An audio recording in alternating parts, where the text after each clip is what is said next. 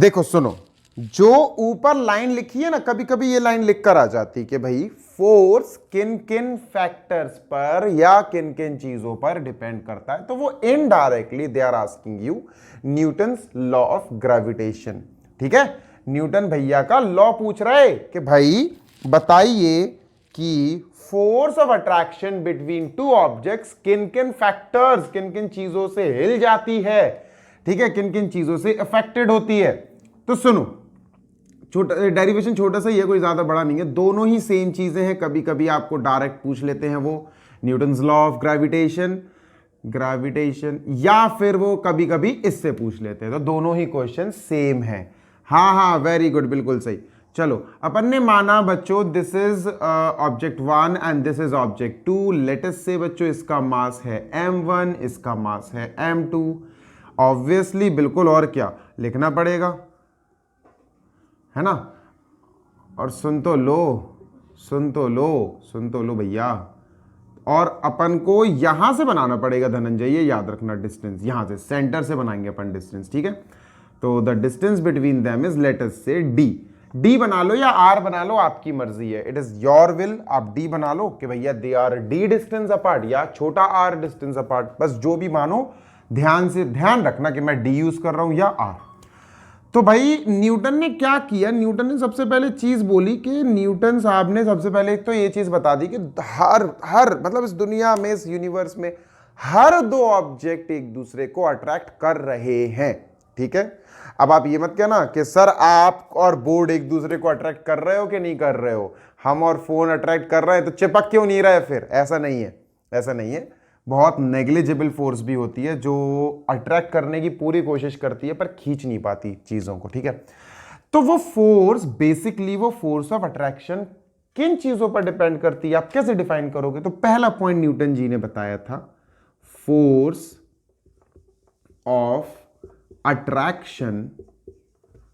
अरे पूरा लिखो ना आलसी, पूरा लिख, हाँ पूरा लिख। Force of attraction between two objects, the force of attraction between two objects, ओए bodies नहीं, objects लिख, between two objects, force of attraction between two objects is directly proportional, किसके directly proportional, yes, directly proportional to the multiplication या product of their masses, yes, proportional to the product of their masses, product of their masses। अच्छा मेरी बात सुनो, इसको लिखेंगे कैसे अनुष्का, इसको लिखेंगे कैसे अनुष्का, इसको लिखेंगे force of attraction is directly proportional. ये कैसा सिंबल है, अच्छा इस सिंबल को देख के क्या याद आ रहा, इस सिंबल को देख के क्या याद आ रहा, हट, अल्फा नहीं है, this is not alpha, alpha look something like this, ये होता है, हाँ? अच्छा बताना, इस सिंबल को मैं ऐसे बना रहा हूं, अब बताओ क्या है ये,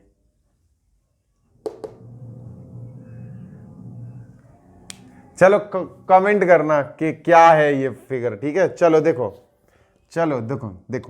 force is directly proportional to mass of first object into mass of second object। तो शॉर्ट में कैसे लिखेंगे, force F proportional m1 into m2, और इसको इक्वेशन 1 मार्क कर लो, let us mark it as equation 1। कोई दिक्कत यहां तक, आई होप समझ में आ गया होगा, और बहुत इजी है, पहले भी पढ़ा है आप लोगों ने। ठीक है, दूसरा पॉइंट नंबर सेकंड क्या है भैया, पॉइंट नंबर 2 है कि इन्होंने मास के हिसाब से तो बता दिया कि जो फोर्स है वो मासेस के मल्टीप्लिकेशन पे डिपेंड करती है। ठीक है, लेकिन इन्होंने दूसरी चीज भी बताई। अच्छा, दूसरी चीज बताने से पहले अपन इसके बारे में थोड़ा सा डिस्कशन कर लेते हैं। ठीक है, सुनना मेरी बात, फोर्स डायरेक्टली प्रोपोर्शनल है मास 1 इंटू मास 2 से। ठीक है, कुछ क्वेश्चंस आ जाते हैं बच्चों, कुछ क्वेश्चंस आ जाते हैं एग्जाम में, like what will be the change in force if the masses of two objects are doubled। दोनों ऑब्जेक्ट के मासेस डबल कर दिए जाएं, तो बच्चों m1 अब m1 नहीं रहा, आपको m1 की जगह इस क्वेश्चन में लिखना पड़ेगा 2m1, है ना। m2 नहीं रहा, अब क्या आ जाएगा m2 की जगह 2m2, भैया डबल कर रहे हैं ना 2m2। अच्छा मल्टीप्लाई करो। अच्छा कोशिश ये करो कि आप पुराने वाले एक्सप्रेशन को दोबारा ला पाओ, m1 इंटू m2 को ही लाओ, ये कोशिश करो, जो आ जाएंगे बच्चों। 2 2 ज़ा 4 और m1 इंटू m2 को सेपरेट कर लो। तो यार एक बात बताओ, जो फोर्स था वो ओरिजिनली हमें दिखा रहा था m1 इंटू m2, लेकिन अब वो दिखा रहा है 4 इंटू m1 इंटू m2। यार 4 ज्यादा आ गया, 4 इंटू आ गया, इसका मतलब क्या होगा कि ओरिजिनल वाली फोर्स से मेरे क्वेश्चन की जो फोर्स आएगी ना, वो ओरिजिनल वाली फोर्स से 4 गुना ज्यादा होगी। It will be 4 times the original force. समझ आई बात, यस और नो, है ना। तो पुराना ओरिजिनल था m1 इंटू m2। अब मेरा क्वेश्चन सुनना, एक और क्वेश्चन देखता हूं तुम लोग बता पाते कि नहीं। What will be the change in force if the masses of both the objects are halved? Masses of both the objects are halved. Yes, धनिया ने बिल्कुल सही आंसर बताया। धनिया अगर मैं ऐसे ही पूछूं तो आप क्या करोगे? Force is proportional to m1 नहीं रहा धनिया, अब क्या रहा? अब रहा m1 अपॉन 2, हाफ करना है m2 अपॉन 2, 2 2 जा नीचे आ गया 4, नीचे आ गया 4, तो भैया m1 m2 और 1 अपॉन 4, तो यार कितना हो जाएगा? तो आपका आंसर आएगा कि सर ये तो ओरिजिनल है, m1 इंटू m2, तो देखो सर ओरिजिनल पोर्शन शो कर रहा है, तो ये ओरिजिनल का 1/4 हो जाएगा। It will become 1/4 of the original force. जो ओरिजिनल फोर्स है m1 into m2 original force है, उसका 1/4 हो जाएगा। एनी डाउट यहां तक? किसी को कोई डाउट? ओके चलो दूसरा पॉइंट देख लेते हैं। बेटा समझ लो, क्वेश्चन ऐसे नहीं आएंगे कि बस न्यूटन लॉ बताओ ना, ऐसे आएंगे घुमा के। दूसरा पॉइंट जो हम देखेंगे वो डिस्टेंस के हिसाब से देखेंगे। फोर्स ऑफ अट्रैक्शन, बच्चों बताओगे फोर्स ऑफ अट्रैक्शन क्या है डिस्टेंस के हिसाब से? Force of attraction between two objects, yes, between two objects, Pranavi सही है अभी बिल्कुल, आनंदिता ने भी बताया। Force of attraction between two objects is, अब डायरेक्टली प्रोपोर्शनल नहीं आएगा, इज इनवर्सली प्रोपोर्शनल। इनवर्सली का मतलब आपको पता ही है, उल्टा, है ना। इफ समथिंग ग्रोज तो इट विल, वो जो चीज इनवर्सली प्रोपोर्शनल है वो डिक्रीज होगी। इफ समथिंग डिक्रीजेज तो जो प्रोपोर्शनल है वो इंक्रीज होगा, उल्टा ही होता है, बिल्कुल उल्टा गेम होता है। इज इनवर्सली प्रोपोर्शनल, प्रोपोर्शनल की स्पेलिंग शॉर्ट में लिख रहा हूं मैं, इज इनवर्सली प्रोपोर्शनल किससे? To the square of the distance between them, yes, square of the distance between them, उन दोनों के बीच में जो डिस्टेंस है ना उसका स्क्वायर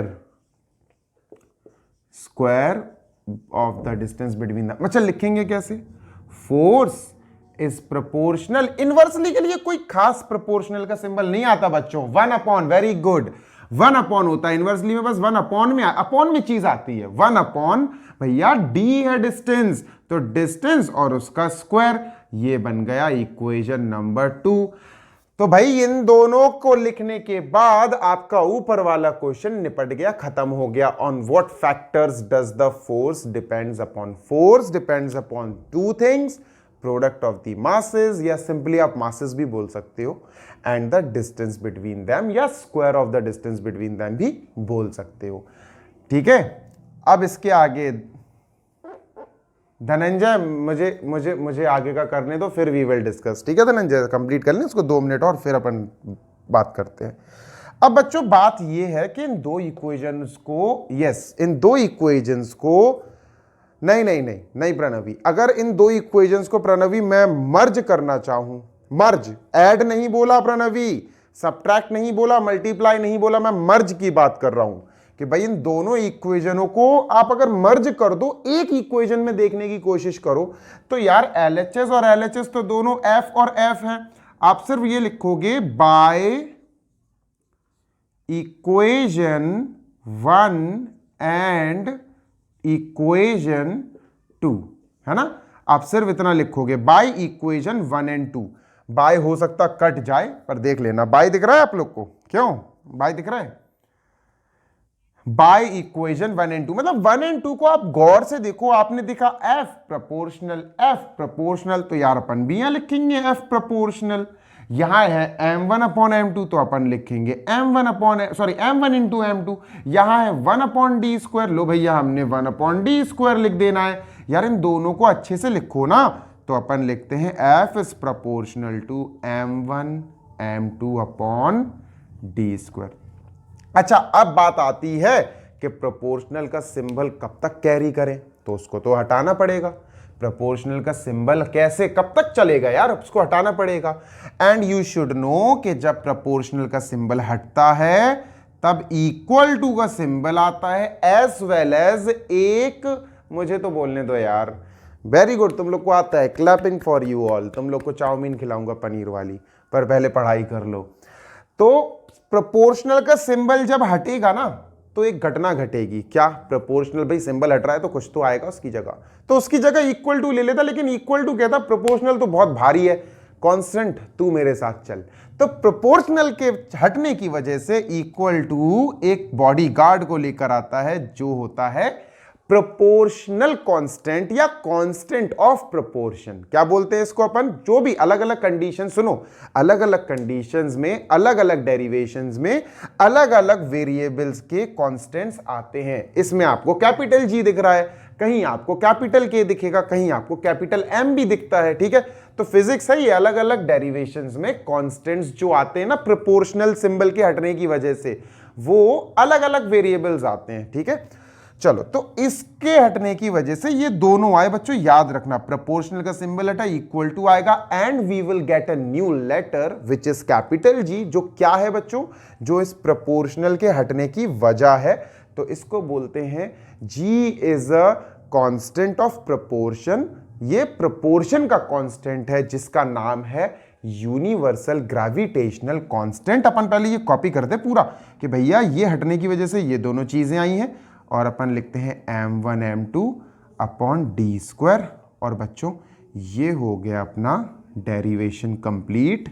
अच्छा मेरी बात सुनो, डी स्क्वायर की जगह कभी कभी कई टीचर्स या कई बुक्स में यू विल फाइंड छोटा आर, तो आप छोटा आर से कर लेना, कोई दिक्कत वाली बात नहीं है। अगर आप डिस्टेंस को छोटा आर मान के चलोगे तो यू विल फाइंड कि distance between two object is छोटा आर, तो ये पूरा का पूरा बच्चों यहां छोटा आर स्क्वायर हो जाएगा, यहां स्मॉल आर स्क्वायर, यहां स्मॉल आर स्क्वायर, यहां small R square. Getting my point? Yes और नो? समझ आई बात? समझ आई बात? एक लाइन और जरूर लिख लेना बच्चों, वो बहुत जरूरी लाइन है, मेरे पास स्पेस, चलो मैं लिख देता हूं, वेयर G इज, देखो सुनो, नहीं Dhananjay, G is universal gravitational constant, ये तो उसका स्पेशल नाम है, पर G आया क्यों? पहले उसकी आइडेंटिटी क्या है, उसकी पहचान क्या है? उसकी पहचान है एक प्रोपोर्शनल कांस्टेंट है, ये याद रखना Dhananjay. G is a proportional constant, proportional constant, ठीक है, कांस्टेंट ऑफ प्रोपोर्शन भी लिख सकते हो। कॉल्ड एज, धनंजय अब नाम बोलो जो तुमने बोला था, कॉल्ड एज यूनिवर्सल, बोलो बेटा, universal gravitational constant, universal gravitational constant, हाँ यूजीसी, यूनिवर्सल ग्रेविटेशनल। अच्छा यूजीसी का फुल फॉर्म पता है क्या होता है? यूनिवर्सिटी ग्रांट कमीशन, जो बड़ी बड़ी यूनिवर्सिटीज़ बनती है ना, जो यूनिवर्सिटीज़ बनती हैं, जैसे आपका स्कूल क्या है, आपका स्कूल सीबीएसई स्कूल है फॉर एग्जांपल, तो सीबीएसई क्या एक बोर्ड है बहुत बड़ा जो स्कूल्स या जो इंटर स्कूल्स होते हैं, हाई स्कूल्स होते हैं, उनको एफिलिएशन देता है, उनको मान्यता देता है कि भैया हाँ चलो मैंने मान लिया आपका स्कूल लायक जगह है, आप पढ़ाना शुरू करो। ऐसे यूनिवर्सिटीज़ सीबीएसई वगैरह से नहीं लेती हैं मान्यता, वहाँ से एफिलिएशन नहीं लेती, वो एफिलिएशन लेती हैं यूजीसी से, ठीक है, यूनिवर्सिटी ग्रांट कमीशन। वो जब तक आपको थप्पा नहीं लगा देगा आप यूनिवर्सिटी नहीं खोल सकते, वैसे आप लोग तो खोल भी नहीं पाओगे, ठीक है। अब अपन कैपिटल जी की वैल्यू ये बाद में डिस्कस करेंगे, अभी इतना ही रहने दो, ठीक है, काफ़ी टाइम हो गया, बहुत रात हो गई है अब, चलो बाय टाटा टेक केयर।